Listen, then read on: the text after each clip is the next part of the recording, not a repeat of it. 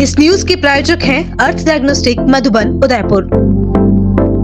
ग्राम लूपड़ी जहां उच्च माध्यमिक विद्यालय है, लेकिन यहां पर केवल 4 शिक्षक हैं, वो भी तृतीय श्रेणी के, और केवल 3 कमरे हैं, जिसमें से एक तो कार्यालय है और 2 कमरों में चलती है पढ़ाई। बाहर बरामदे बने हुए हैं, खुले मैदान है। कमरे में यदि बरसात प्रारंभ हो जाती है तो सभी छात्रों की पढ़ाई तो दूर, यहाँ सही से खड़े भी नहीं हो पाते। इस प्रकार ही रहा तो यहाँ पर पढ़ाई करने वाले छात्रों का भविष्य अंधकारमय है। गत वर्ष के मुकाबले इस वर्ष इस विद्यालय में नामांकन बहुत ही कम हुए हैं, क्योंकि अभिभावकों को मजबूरन दूसरे विद्यालय में दाखिला करवाना पड़ा है, क्योंकि यहाँ पर न तो पर्याप्त शिक्षक है और न ही कक्षा कक्ष है। और यदि ऐसा ही रहा तो अगले वर्ष और भी नामांकन हटाने के लिए अभिभावक मजबूर हो जाएंगे। गत वर्ष भी शिक्षा अधिकारियों को ज्ञापन देकर हमारी समस्याओं के बारे में अवगत करवाया गया था और ब्लॉक शिक्षा अधिकारी जी विद्यालय में पधारे भी थे, लेकिन गाँव वालों को सिर्फ आश्वासन ही दिया कि प्राप्त शिक्षक की नियुक्ति कर दी जाएगी, और 2 माह के लिए 2-3 शिक्षक को भेजा भी था, फिर हटा दिया गया और समस्या ऐसे ही रह गई।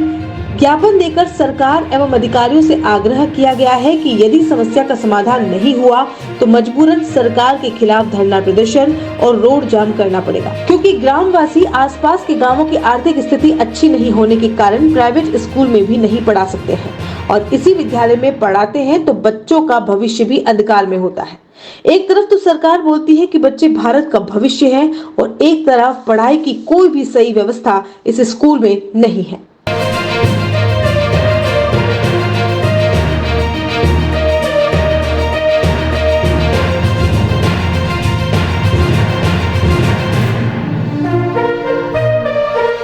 उच्च माध्यमिक विद्यालय लूपड़ी हैं।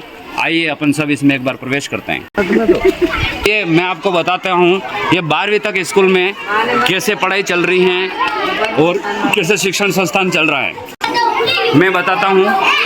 इस विद्यालय में केवल 3 कक्षा कक्ष हैं, जिसमें से एक ये स्टाफ रूम है, कार्यालय है। आइए यहाँ हम सभी ग्रामीण विद्यालय की समस्या के संदर्भ में आए हैं। यहाँ पर कितने कक्षा कक्ष हैं? 3। नामांकन कितना है? 165।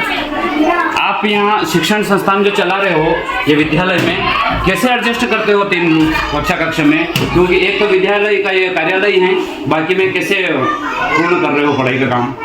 हम एक तो टीवी है, यहाँ तो ऑनलाइन 1-2 बच्चे कक्षा को ऑनलाइन कक्षा दिलाते हैं, बाकी के यहाँ 2-3 कक्षा इसमें एडजस्ट करते हैं, 2-3 कक्षा उसमें एडजस्ट करते हैं, 2 उसमें बाहर बिठा। यदि बरसात आ जाती तो आप कहाँ बिठाते हो? जैसे अभी हमने देखा है कि बाहर खुले में पेड़ों के नीचे छात्र बैठ के पढ़ाई कर रहे हैं। यदि बरसात आ जाती तो क्या करते हो आप? बरसात आती तो बहुत बड़ी समस्या होती है। ठीक है, आइए अपन बाहर देखते हैं, बाहर का नज़ारा, छात्र कैसे पढ़ाई कर रहे हैं। नाम है तेरा?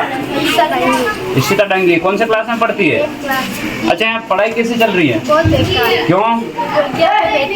बैठने के लिए कमरे भी नहीं और भी नहीं रह सकते और बैठ भी नहीं सकते। स्टाफ की भी कमी है और कमरे भी नहीं है। यदि बरसात आ जाती है तुम यहाँ खड़े रहते हो, उस समय पढ़ाई नहीं होती है। बहुत बड़ी समस्या, पढ़ाई में बड़ा व्यवधान हो रहा है तुम्हारे।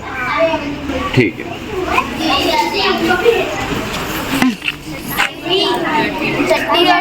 6ठी और 7वीं 8वीं आप देख सकते हैं बिल्कुल खुले में, यहाँ पर बैठकर ये बालक, ये छात्र छात्राएं पढ़ाई कर रहे हैं। गुरुजी, मैं आपसे पूछना चाहता हूँ कि यदि अभी बरसात आ जाए तो इन छात्रों को कहाँ ले जाओगे आप? बरसात आएगी तो सर क्या करना पड़ेगा? यहाँ से खड़ा करके यहाँ से लेकर वहाँ खड़ा करना पड़ेगा। खड़ा करने के बाद कोई पढ़ाई नहीं, यदि पूरे दिन बरसात होती रही तो?